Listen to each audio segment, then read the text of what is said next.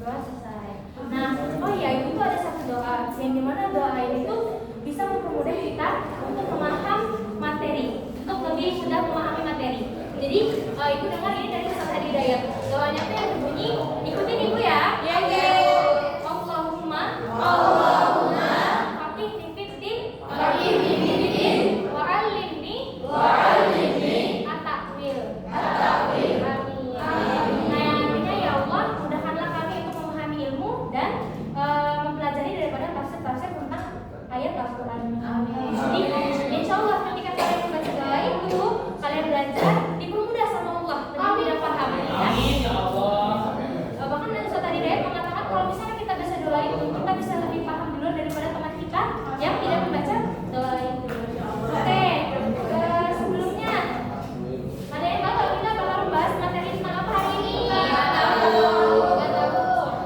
Materi hari ini itu lawan kata dari materi yang tadi yang udah dijelasin Pak awal. Alat tertulis. Jadi hari ini kita mau menjelaskan tentang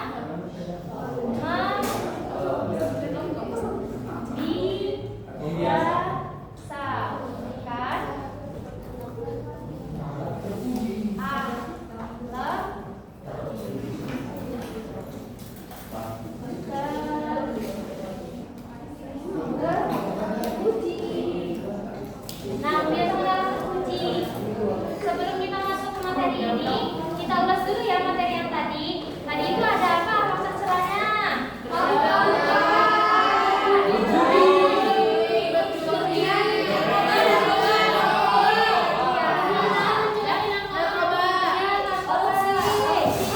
Dan masih banyak lagi ya. Nah, untuk menghindari daripada sifat akhlak tercela tadi, kita harus membiasakan akhlak terpuji. Nah, kali ini ibu juga akan menjelaskan 5 daripada akhlak terpuji. Yang pertama itu ada akhlak berpakaian.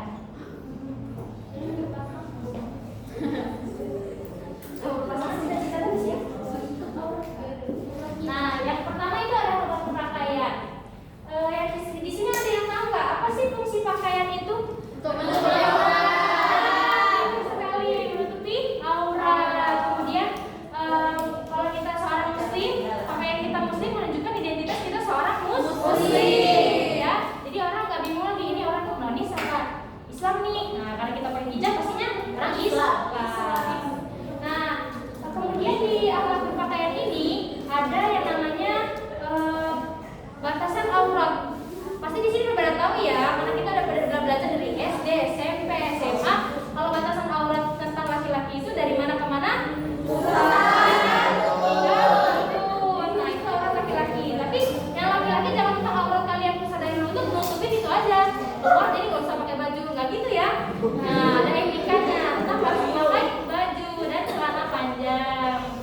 Terus kalau yang perempuan apa auratnya? Masya Allah. Jadi aurat kita itu lebih banyak ya, aurat perempuan. Seluruh tubuh kecuali muka dan telapak tangan. Jadi kalau bisa kita harus menjaga seluruh tubuh kita sampai kita itu dimiliki oleh orang lain yang sudah ya. Jadi harus pintar menjaga tubuh kita. Nah, terus di akhlak berpakaian ini tuh ada adab-adabnya loh. Adab-adab berpakaian itu apa aja sih? Ada yang tahu nggak? Oh ya, belum. Oke, kita bahas adab berpakaian. Yang pertama itu ada berpakaian itu yang pastinya pakaiannya tuh harus bersih, ya kan? Ya, bersih, kemudian rapi, wangi, dan lain sebagainya. Nah,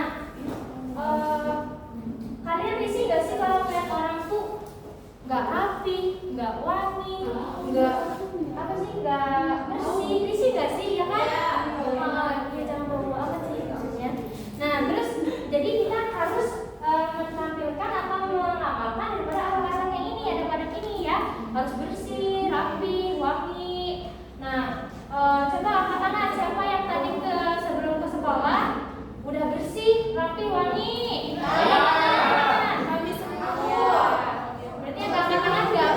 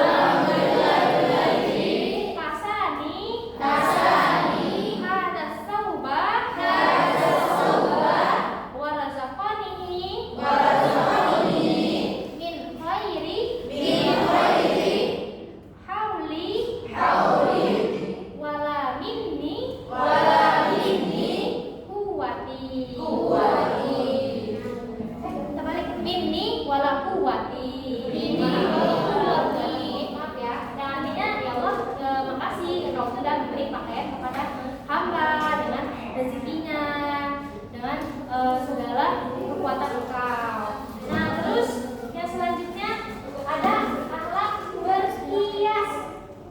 Nah, ada yang tahu nggak akhlak berhias ini seperti apa? Jangan lupa.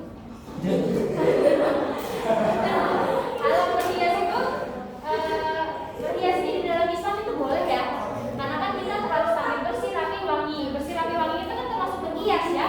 Nah, jadi boleh di dalam Islam itu berhias selagi tidak berlebihan dan tidak memancing yang enggak baik, memancing syahwat lelaki, syahwat perempuan dan lain sebagainya ya. Nah, kemudian di dalam berhias ini ada jenis-jenis hiasan. Apa aja sih jenis-jenis hiasan? Ada yang tahu nggak? Yang kita pakai sehari-hari, pakaian, kemudian jilbab, celana dan lain sebagainya itu daripada jenis hiasan, salah satu jenis hiasan. Nah, kalau kita memakai pakaian jilbab, kemudian baju yang tadi dijelasin di akhlak pakaian tadi ya, harus sesuai dengan syariat Islam, tidak membuka aurat. Ya, itu intinya. Kemudian dari akhlak berhias ini juga ada yang namanya perhiasan seperti kalung, cincin, gelang. Nah, itu boleh ya, anting, boleh itu dipakai boleh, asalkan jangan berlebihan ya. Kayak aku ke kampus lah pakai gelang emas serempeng, ya nggak boleh ya. Berlebihan, harus secukupnya aja pakainya. Nah, terus ada juga kosmetik. Nah, ini yang suka dipakai cewek-cewek nih, kosmetik. Nah, kosmetik itu boleh dipakai boleh, biar kita rapi, cantik ya kan? Nah, tapi jangan berlebihan, jangan medok-medok ya. Kita mau menuntut ilmu, bukan mau pandangan. Nah, terus hindari juga kosmetik yang non halal ya, yang dia ada minyak lebihnya atau yang terbuat dari bahan-bahan yang halal lah, ya merkuri. Nah, itu jangan jelek ya. Nah, kemudian hikmah berhias itu apa aja sih? Ada yang tahu nggak? Jadi iya benar, hikmah memperhias diri itu mempercantik diri, kemudian menjaga kebersihan dan lain-lain. Nah, terus selesai dari akhlak berhias, kita balik lagi ke akhlak bersabar. Ada yang tahu nggak sabar itu apa? Sabar. Sabar itu adalah berpergian dari satu tempat atau dari rumah kita ke tempat lain dengan tujuan tertentu. Nah, ketika kita bersabar atau berpergian itu tuh ada padatnya ya kan? Nah, yang pastinya ada padatnya yang pertama itu kita kalau bisa sebelum pergi, kalau sempat sholat 2 rakaat, sholat sunnah, biar kita selalu dalam lindungan Allah. Kemudian yang kedua, kita niatkan pergi itu karena Allah Subhanahu Wa Taala ya, bukan karena maksiat atau karena ingin berbuat dosa dan lain sebagainya. Nggak boleh. Walaupun kita pergi kemana pun itu niatkan karena Allah Subhanahu Wa Taala. Kemudian di akhlak bersabar ini juga yang pastinya ketika kita keluar rumah membaca doa. Ada yang tahu nggak baca doanya apa? Baca doa keluar rumah. Bismillahirrahmanirrahim. Iya benar. Bismillahirrahmanirrahim. Allah la haula wala quwwata illa billah. Intinya minta perlindungan kepada Allah. Kemudian naik kendaraannya juga membaca doa. Ada yang tahu nggak doa naik kendaraan? Ya, lalu mukminin wa inna ila rabbina lamunqalibun. Jadi kalau bisa kita amalkan membaca doa itu ya, supaya kita selalu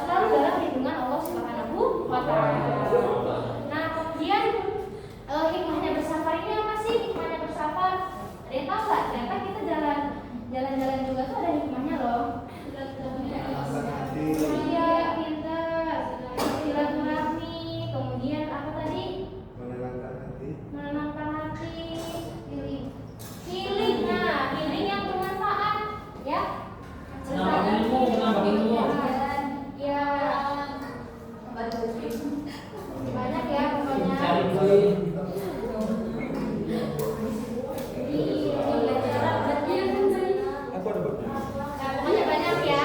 Dengan caranya kita bersabar, kita pun mendapat hikmah. Nah, kemudian lanjut yang keempat itu ada asal bertamu. Ada yang tahu nggak apa itu bertamu? Iya, mengikuti silaturahmi. Terus apa ya? Main, ya kan? Sama aja bertamu. Nah, di dalam bertamu ini juga ada awaknya loh, ada adab-adabnya. Jadi jangan asal kita bertamu itu nyelonok masuk aja ke rumah orang kayak ayam tuh nah. Nah, nggak boleh ya. Ada adab-adabnya. Yang pertama kita harus permisi dulu, permisi, ketok pintu, assalamualaikum. Nah, di dalam Islam itu sunatnya maksimal ketok pintu itu 3 kali. Kalau 3 kalinya nggak jawab, udah tunggu. Kalau nggak pulang, balik ya. Jangan udah buka. Emang lagi utang, enggak kan? Nah, ya kita kan bertamu, jadi nggak boleh ya. Terus selain apa namanya 3 kali, kemudian kita setelah diizinin masuk kita salam. Nah, di salam ini kita harus menunjukkan wajah yang ceria ya.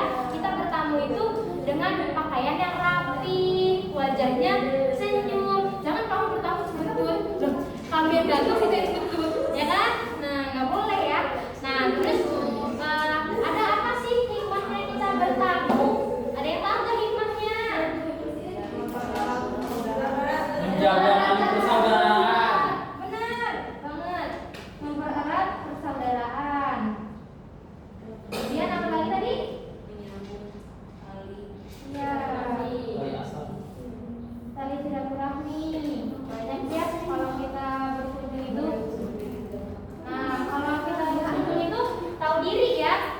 Apa yang disajiin itu ya dinikmati, bukan diomelin. Kayak misalnya disajiinnya cumi ayam. Ini kok cumi ayam sih, masa nggak wagyu? Kan itu terlaluan ya. Harus terima apa yang dikasih sama pemilik rumah. Kemudian selain ini hikmahnya bertamu itu apa tadi? Udah kan? Mempererat persaudaraan dan tali silaturahmi. Harus menjaga adab ya. Kalau ke rumah orang pakaiannya yang rapi, jangan sapi. Dibilang nanti kamu minta makan doang. Nah, yang kelima yang terakhir ada ya apa? Apa namanya? Menerima tamu.